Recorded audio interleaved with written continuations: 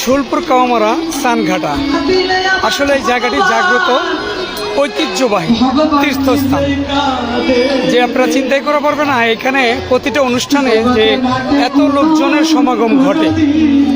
দেখতে পাচ্ছেন কত বিশাল এরিয়া এবং কত হাজার ভক্তরা এখানে এসেছে এই নীলাকীর্তন শ্রবণ করতে।